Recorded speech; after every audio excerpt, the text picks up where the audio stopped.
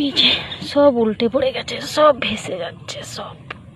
এগুলোকে ঠিক করে লাগানোর জন্য মোটামুটি এই যে এখানে ফাঁকা হয়ে গেছে, এখানে একটা গাছ দিতে হতো, কিন্তু কিছু করার নেই, গাছগুলো তো কেউ নিয়ে গেছে।